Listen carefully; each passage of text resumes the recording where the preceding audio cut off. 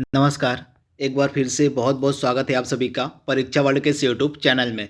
दोस्तों, IBACIO 2020-21 के लिए जो हम जीए और जीएस की सीरीज स्टार्ट किए हुए हैं, उसके सेट 7 को आज के इस वीडियो में हम कंप्लीट करेंगे। तो चलिए आज के सेट 7 को स्टार्ट करते हैं, देखते हैं कि आज का हमारा जो सेट है इसमें हमने कौन कौन से महत्वपूर्ण 40 प्रश्नों को सम्मिलित किया हुआ है। तो चलिए आज के वीडियो को शुरू करते हैं।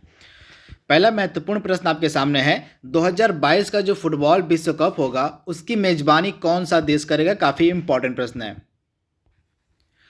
तो यहाँ पे 2022 का जो फुटबॉल विश्व कप होगा इसकी मेजबानी कौन सा देश करेगा। तो 2022 के फुटबॉल विश्व कप की जो मेजबानी है यह देश करेगा कतर, यानी कि ऑप्शन डी इसका बिल्कुल सही है। कतर में जो है 2022 का जो है अगला फुटबॉल विश्व कप खेला जाएगा। तो ऑप्शन जो इसका डी है बिल्कुल सही है। कतर में जो है 2022 का जो है फुटबॉल विश्व कप खेला जाएगा। तो ऑप्शन डी इसका बिल्कुल सही है। यहाँ पे मैंने लिस्ट भी अपलोड की हुई है आगामी खेल प्रतियोगिताओं की, जो आप देख सकते हैं। तो जो अगले 2022 के राष्ट्रमंडल खेल होंगे ये बर्मिंघम इंग्लैंड में खेले जाएंगे। उसके बाद 2022 के जो एशियाई गेम्स होंगे, एशियाई खेल होंगे, ये हांगझू चीन में खेले जाएंगे। उसके बाद आप याद रखिएगा एशियाई खेल 2026 में होंगे नगोया जापान में। उसके बाद जो 32वां ओलंपिक खेल है ग्रीष्मकालीन, इसका आयोजन किया जाएगा। 2020 में किया जाने वाला था, परंतु कोरोना वायरस के चलते इसका जो आयोजन एक साल के लिए टाल दिया गया था। अब 2021 में इसका आयोजन किया जाएगा ग्रीष्मकालीन ओलंपिक खेल का। तो 2021 का जो ग्रीष्मकालीन ओलंपिक खेल हो गए जापान के टोक्यो शहर में किया जाएगा। उसके बाद ओलंपिक खेल जो 2024 के होंगे इनका आयोजन किया जाएगा कहाँ पे तो पेरिस फ्रांस में। तो इसे आप ध्यान दीजिएगा। उसके बाद 34वें जो ओलंपिक खेल होंगे 2028 के, इनका आयोजन किया जाएगा अमेरिका के लॉस एंजल्स में। से भी ग्रीष्मकालीन ओलंपिक खेलों की बात हो रही है। उसके बाद शीतकालीन जो ओलंपिक खेल होंगे 24वें 2022 में, इनका आयोजन किया जाएगा चीन के बीजिंग शहर में। उसके बाद 2022 में जो 39वें राष्ट्रीय खेल खेले जाएंगे ये खेले जाएंगे मेघालय में। आप याद देखिएगा जो हमारे राष्ट्रीय खेल 39वें, इसका आयोजन किया जाएगा मेघालय में 2022 में। उसके बाद ICC क्रिकेट विश्व कप जो होगा 13वां जो ICC क्रिकेट विश्व कप होगा 50 ओवर का, यह खेला जाएगा भारत में 2023 में। उसके बाद ICC क्रिकेट विश्व कप जो 14वां होगा यह 2027 में खेला जाएगा दक्षिण अफ्रीका में। तो ये सभी आगामी खेल प्रतियोगिताएं आपको याद रखनी है। यहाँ से 100% आपके एग्जाम में एक प्रश्न देखने को जरूर मिलेगा, तो इन्हें आप रट लीजिए। इसके बाद अगला इंपॉर्टेंट प्रश्न आपके सामने है, जो राष्ट्रीय सांख्यिकी दिवस है, जो नेशनल स्टैटिस्टिक्स डे है, यह कब मनाया जाता है। तो मैं आपको बता दूं, यह जो नेशनल स्टैटिस्टिक्स डे है, जो राष्ट्रीय सांख्यिकी दिवस है, यह भारत में जो है किसका बर्थडे होता है। तो यह PC महालनोबिस का बर्थडे। किसका, तो भारत में PC महालनोबिस का जो बर्थडे होता है यह मनाया जाता है भारत में किस रूप में, तो राष्ट्रीय सांख्यिकी दिवस के रूप में। तथा इनका जो बर्थडे होता है यह कब होता है, तो 29 जून को होता है। तो 29 जून को जो PC महालनोबिस का बर्थडे होता है इसको हम मनाते हैं राष्ट्रीय सांख्यिकी दिवस के रूप में। तो ऑप्शन जो इसका सी है बिल्कुल सही है, 29 जून। तथा पहला हाल ही में जो PC महालनोबिस पुरस्कार थे किसको दिया गया है, तो हाल ही में जो पहला PC महालनोबिस पुरस्कार है यह दिया गया है किसको, तो चक्रवर्ती रंगराजन, यानी कि C रंगराजन को जो है पहला PC महालनोबिस पुरस्कार दिया गया। तो इसे भी आपको याद रखना है, C रंगराजन को जो है पहला PC महालनोबिस पुरस्कार दिया गया है। अगला प्रश्न आपके सामने है, 2021 के जो ग्रीष्मकालीन ओलंपिक खेल होंगे इनका आयोजन कहाँ पर किया जाएगा। तो मैंने आपको बताया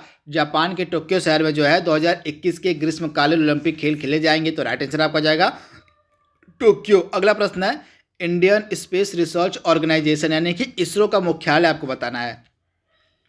तो इसरो का मुख्यालय आपको मिलेगा बेंगलुरु में। 1969 में इसरो की स्थापना की गई थी। तथा इसरो के वर्तमान में प्रमुख कौन है, के सिवन। इसरो के वर्तमान में प्रमुख हैं के सिवन। इसरो की स्थापना 1969 में की गई थी तथा इसरो का हेडक्वार्टर आपको मिलेगा बेंगलुरु में। तो आप इसे याद रखिएगा। अगला प्रश्न आपके सामने है, शिमला समझौता किस वर्ष किया गया था। तो शिमला जो समझौता था यह किया गया था कब, तो 2 जुलाई 1972 को। तो राइट आंसर आपका जाएगा 2 जुलाई 1972 को जो है शिमला एग्रीमेंट किया गया था। तो ऑप्शन डी इसका बिल्कुल सही है। अगला प्रश्न है, इडुक्की जो बांध है यह किस नदी पर बनाया गया है। तो इडुक्की जो प्रसिद्ध बांध है आपको मिलेगा केरल के पेरियार नदी पे। तो राइट आंसर आपको जाएगा केरल में जो पेरियार नदी है यहीं पे बनाया गया है इडुक्की बांध। तो राइट आंसर आपका जाएगा ऑप्शन ए, पेरियार नदी जो कि केरल में बहती है। अगला प्रश्न आपके सामने है, भारतीय संविधान में वर्तमान में मौलिक कर्तव्यों की कुल संख्या कितनी है। तो टोटल 11 मौलिक कर्तव्य यानी कि फंडामेंटल ड्यूटीज हमारे भारतीय संविधान में। तो राइट आंसर आपका हो जाएगा ऑप्शन सी, टोटल 11 मौलिक कर्तव्य हैं वर्तमान में हमारे भारतीय संविधान में। तथा ये मौलिक कर्तव्य जो हैं आर्टिकल 51A किसके तहत, तो आर्टिकल 51A के तहत हमारे संविधान में सम्मिलित किए गए हैं। तथा मौलिक कर्तव्यों से जो रिलेटेड समिति, तो उसका नाम था स्वर्ण सिंह समिति। इसे भी आप याद रखिएगा, स्वर्ण सिंह समिति के रिकमेंडेशन पे ही जो है भारतीय संविधान में मौलिक कर्तव्यों को जगह दी गई थी। तो इसे भी आपको याद रखना है।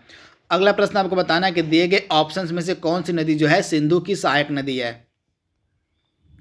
तो उपयुक्त सभी यानी कि झेलम, चिनाब, रावी, ये सभी नदियां जो हैं सिंधु की सहायक नदी हैं। तो राइट आंसर आपको जाएगा ऑप्शन डी यानी कि उपयुक्त सभी। अगला प्रश्न आपके सामने है, ब्रह्मांड को कितना प्राचीन माना जाता है, यानी कि हमारा जो ब्रह्मांड है यह कितना पुराना माना गया है। तो ब्रह्मांड को जो है 13.8 बिलियन वर्ष पुराना माना जाता है। तो राइट आंसर आपका जाएगा ऑप्शन सी, 13.8 बिलियन वर्ष पुराना। एशियाई विकास बैंक का मुख्यालय आपको बताना है। तो एशियाई विकास बैंक का मुख्यालय आपको मिलेगा मनीला है फिलीपींस में। तो फिलीपींस के मनीला में जो है एशियाई विकास बैंक का हेडक्वार्टर आपको मिलेगा। तो आप इसे याद रखिएगा। इसके साथ ही संघाई में आपको किस बैंक का हेडक्वार्टर मिलेगा, तो संघाई में जो है ब्रिक्स बैंक का हेडक्वार्टर। किस बैंक का, तो ब्रिक्स बैंक का जो हेडक्वार्टर है आपको संघाई में देखने को मिलेगा। अगला प्रश्न है, संतोष ट्रॉफी का संबंध किस खेल से है। तो संतोष ट्रॉफी संबंधित है फुटबॉल से। तो ऑप्शन ए इसका बिल्कुल सही है, फुटबॉल। स्वराज पार्टी का जो गठन है यह कब किया गया था। तो 1900 जो आप याद रखिएगा, जो स्वराज पार्टी है इसका जो गठन है यह किया गया था 1923 में। कब, तो 1923 में जो है स्वराज पार्टी का गठन किया गया था। किसके द्वारा, तो चित्तरंजन दास और मोतीलाल नेहरू के द्वारा। किसके द्वारा, तो चित्तरंजन दास और मोतीलाल नेहरू के द्वारा जो है स्वराज पार्टी का गठन किया गया था 1923 में। तो इसे आपको याद रखना है। अगला प्रश्न आपके सामने है, भारत का रॉकेट प्रक्षेपण पैड निम्नलिखित में से कौन सा है।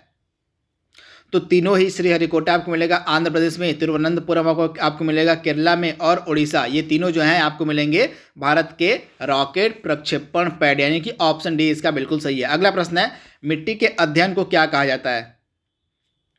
तो मिट्टी के अध्ययन को हम कहते हैं पेडोलॉजी, यानी कि ऑप्शन बी इसका बिल्कुल सही है, पेडोलॉजी। अगला प्रश्न आपके सामने है, राष्ट्रीय एकता दिवस कब मनाया जाता है।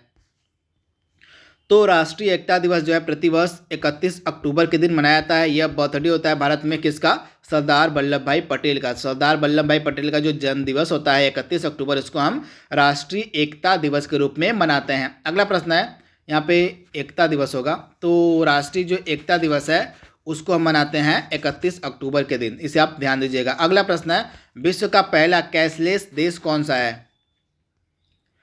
तो विश्व का पहला जो कैशलेस देश बना है यह बना है स्वीडन। तो राइट आंसर आपका जाएगा ऑप्शन सी, स्वीडन। अगला प्रश्न आपके सामने है, बर्फ पर अगर मान लीजिए बर्फ है उस पर अगर दाब बढ़ाया जाता है तो बर्फ के गलनांक पर क्या प्रभाव पड़ता है। तो मान लीजिए बर्फ कोई है, तो अगर उस पर जो है प्रेशर अगर बढ़ा दिया जाता है तो उसका जो गलनांक है वह घट जाता है। तो राइट आंसर आपको जाएगा उसका जो गलनांक है वह घट जाएगा यदि बर्फ पे दाब यानी कि प्रेशर बढ़ा दिया जाए। अगला प्रश्न है, गर्मियों में सफ़ेद कपड़े क्यों पहने जाते हैं। तो जो सफ़ेद कपड़े होते हैं उष्मा के कुचालक होते हैं, यानी कि वो उष्मा को अवशोषित नहीं करते हैं, जिस कारण से जो है गर्मी का ज़्यादा अनुभव नहीं हो पाता। इसी कारण से जो है गर्मियों में सफ़ेद कपड़े पहनना लोग प्रेफर करते हैं। तो ऑप्शन ए इसका बिल्कुल सही, क्योंकि उष्मा के ये बुरे अवशोषक होते हैं, यानी कि उष्मा के ये कुचालक होते हैं सफ़ेद कपड़े। अगला प्रश्न है, और चमगादड़ जो है अंधेरे में भी उड़ सकते हैं, उनमें जो है उड़ने में कौन सी किरण उनकी सहायता करती है, कौन सी तरंग उनकी सहायता करती है, आपको बतानी है। तो अल्ट्रासोनिक जो वेव होती हैं ये सहायता करती हैं चमगादड़ को रात में उड़ने में। तो राइट आंसर आपका हो जाएगा ऑप्शन बी, अल्ट्रासोनिक वेव। अगला प्रश्न है, एल्युमिनियम जो है किस धातु से प्राप्त होता है। तो एल्युमिनियम प्राप्त होता है बॉक्साइट से, यानी ऑप्शन सी इसका बिल्कुल सही है, बॉक्साइट। अगला प्रश्न है, और दाब का एसआई मात्रक क्या है, मतलब दाब की एसआई इकाई आपको बतानी है। तो दाब की एसआई इकाई क्या है, तो दाब की जो एसआई इकाई है वो है, आप याद रखिएगा क्या है, तो पास्कल, यानी कि ऑप्शन जो इसका ए है बिल्कुल सही है, पास्कल। अगला प्रश्न है, विद्युत चुंबकीय स्पेक्ट्रम की तरंगदैर्घ्य वेवलेंथ की सीमा किस प्रकाश के बीच होती है। आपको बताना है कि जो विद्युत चुंबकीय स्पेक्ट्रम की तरंगदैर्घ्य होती है उसकी सीमा जो है किस प्रकाश के बीच होती है। तो 3900 एंगस्ट्राम से 7800 एंगस्ट्राम के बीच होती है, यानी कि ऑप्शन सी इसका बिल्कुल सही है। अगला प्रश्न आपके सामने है, यांत्रिक ऊर्जा को विद्युत ऊर्जा में किसके द्वारा बदला जाता है? तो यांत्रिक ऊर्जा को विद्युत ऊर्जा में बदलता है डायनेमो, यानी कि ऑप्शन जो इसका डी बिल्कुल सही है, डायनेमो। अगला प्रश्न है, यदि पृथ्वी पर से कोई चट्टान चंद्रमा पर ले जाई जाएगी तो उसमें क्या परिवर्तन देखने को मिलेगा? तो उस चट्टान का जो भार है वह कम हो जाता है, यानी कि ऑप्शन सी इसका बिल्कुल सही, उसका भार जो है कम हो जाएगा। अगला प्रश्न है, प्लासी का युद्ध कब लड़ा गया था? तो प्लासी का जो युद्ध था यह 23 जून 1757 को लड़ा गया था। तो आप याद रखिएगा, ऑप्शन जो इसका ए है बिल्कुल सही है, 23 जून 1757 को। अगला प्रश्न है, बक्सर का युद्ध कब लड़ा गया था? तो 22 अक्टूबर 1700, आप याद रखिएगा 1764 को जो है बक्सर का युद्ध लड़ा गया था। अगला प्रश्न आपके सामने है, शिवाजी के प्रशासन में पेशवा किसे कहा जाता था? तो शिवाजी के प्रशासन में जो है पेशवा कहा जाता था किसको? तो जो प्रधानमंत्री होते थे, जो मुख्यमंत्री मान लीजिए प्रधानमंत्री होते थे, उनको जो है इनको शिवाजी के प्रशासन में पेशवा कहा जाता था। तो राइट आंसर आपका हो जाएगा ऑप्शन सी, यहाँ पे प्रधानमंत्री होगा। तो जो प्रधानमंत्री होते थे शिवाजी के प्रशासन में उनको हम कहते थे पेशवा, यानी कि यहाँ पे राइट आंसर हो जाएगा प्रधानमंत्री को। अगला है, भारत की पूर्णतः रंगीन फिल्म कौन सी थी पहली?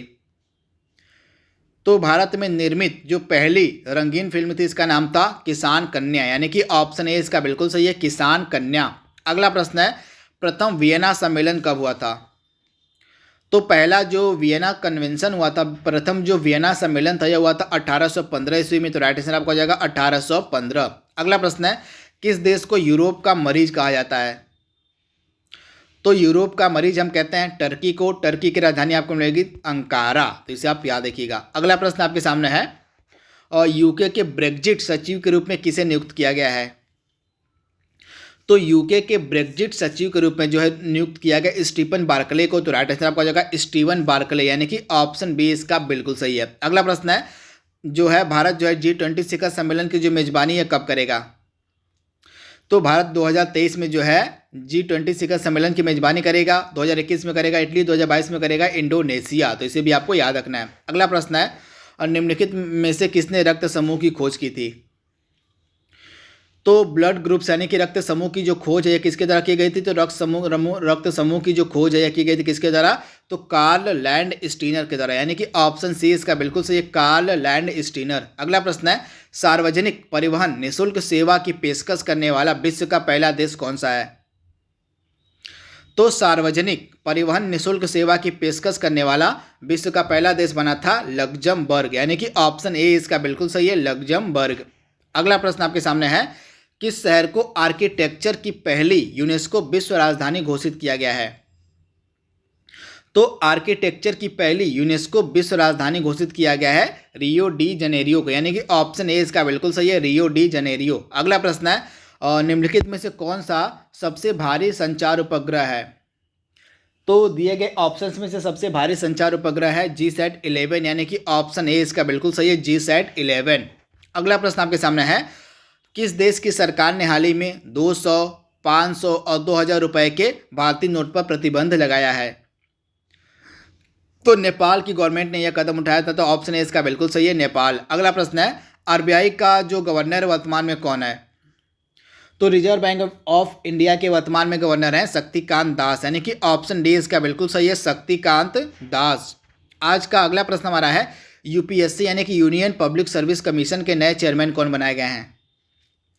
तो प्रदीप कुमार जोशी जो है UPSC के नए चेयरमैन बनाए गए हैं। तो राइट आंसर आपका हो जाएगा ऑप्शन डी, प्रदीप कुमार जोशी। आज का लास्ट प्रश्न आपके सामने है, किस देश ने हाल ही में दुनिया की पहली हाइड्रोजन ईंधन वाली ट्रेन का सफल परीक्षण किया है?